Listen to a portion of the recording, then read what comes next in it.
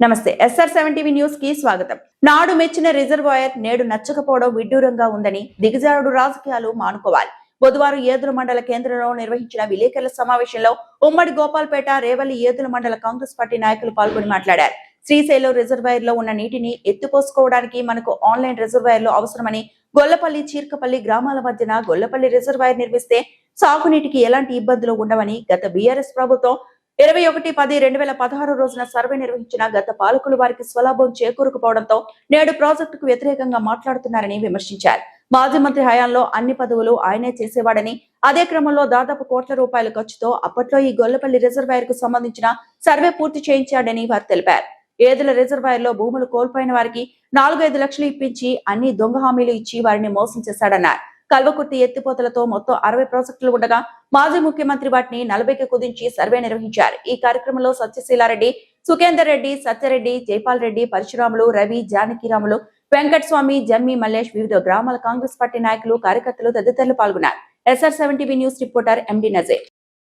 Kaleshwaram project కట్టడానికేమో 3 సంవత్సరాల్లో అధికారం మీ చేతిలో ఉందని కాళేశ్వరం ప్రాజెక్టు కట్టి మీ రైతులకు నీళ్ళు ఇచ్చినావు. మరి మా పాలమూరు ప్రాజెక్టు మన ఎంతసేపు ఉన్న పాలమూరు ప్రాజెక్టు ఉమ్మడి మహబూబ్ నగర్ జిల్లా మీద ప్రేమ మాటలు చెప్తావు, కానీ మన పాలమూరు ప్రాజెక్టు కట్టడానికి ఇన్ని సంవత్సరాల సమయం ఎందుకైందని చెప్పి మేము హరీష్ రావు గారిని ప్రశ్నిస్తున్నాం.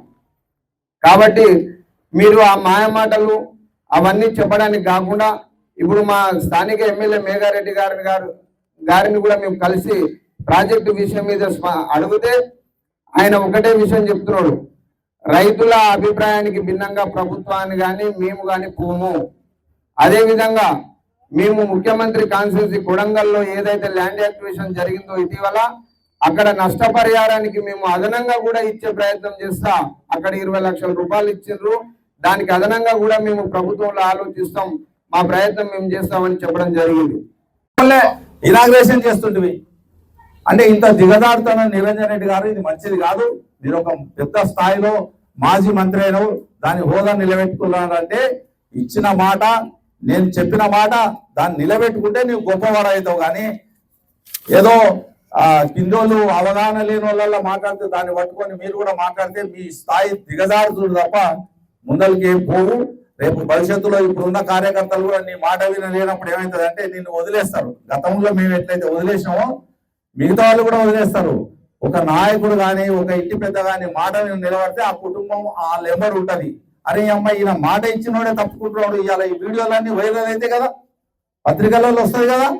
మళ్ళీ ఇదే మాట 2018లో నువ్వు చెప్పిన మాట వినా గొల్లపల్లి రిజర్వాయర్ ఏదుల రిజర్వాయర్ అయిన తర్వాత నువ్వు ప్రపోజల్ పంపినావు.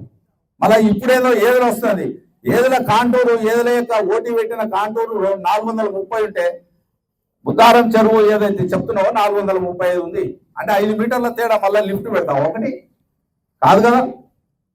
ఈరోజు రైతులను రెచ్చగొట్టి ఎందుకు? మరి నీవు చేపించినప్పుడు రైతులు ఇదే రైతులు సపోర్ట్లు కొట్టలేదా? నీ ఎంబడి కూర్చున్న వాళ్ళు ఇలా ధర్నాల్లో కూర్చున్నారు. కాబట్టి నిరంజన్ రెడ్డి గారు, ఇది మీకు తగదు. ఒక పెద్ద లెవెల్లో మాజీ మంత్రి అయినావు, ఒక మంచి పేరు తెచ్చుకున్నావు అని అనుకుంటున్నావు, కానీ ఆ పేరు నష్టపరుచుకుంటే రేపు భవిష్యత్తులో అది నీకే ప్రశ్నార్థకము. మంది ముందర ఏ ముఖం పెట్టుకొని తిరుగుతారు రేపు పొద్దున. తర్వాత మీకు ఇంకొక విషయం, ఇది గతంలో కూడా మనం పోలీస్ కేసు చేసినాము. ఇక్కడ ఇదే గొల్లపల్లి రిజర్వాయర్ లో భూములు పోతాయని తన యొక్క కార్యకర్తలకు దాదాపుగా 183 ఎకరాల భూమిని దొంగ పట్టాలు ఇప్పించినాడు. అవి మన కాంగ్రెస్ ప్రభుత్వం వచ్చిన తర్వాత ఇక్కడనే MRO ఆఫీస్ లో కంప్లైంట్ చేసినాం. 259 సర్వే నెంబర్లో అది కలెక్టర్ గారికి పోలీస్ కేసు చేయమన్నాం. అది గుట్టలు పనికి వాళ్ళ నట్ల భూములు కార్యకర్తలకు ఇచ్చినాడు ఈయన. ఎందుకు? దాంట్లో మునిగిపోయినప్పుడు పైసలు వస్తే తీసుకుందామని.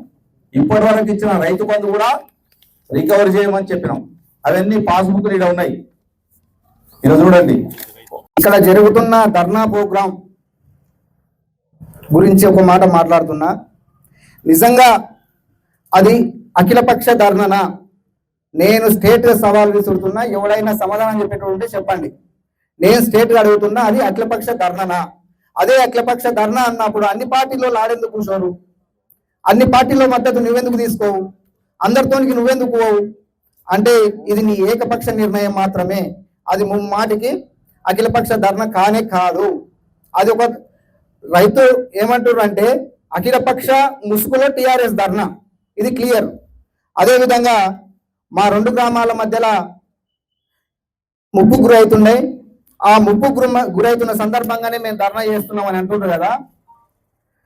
మరి ఇదే మాటను నిరంజన్ రెడ్డి గారు ప్రెస్ మీట్ వేసి చెప్పినప్పుడు ఎవరైతే నేను ధర్నా చేస్తున్నా, నేను నా ప్రాణం పోయినా సరే నేను ఇడవను, నేను యజ్ఞం కట్టుకున్నా అని చెప్తున్న వ్యక్తి ఎక్కడున్నాడు?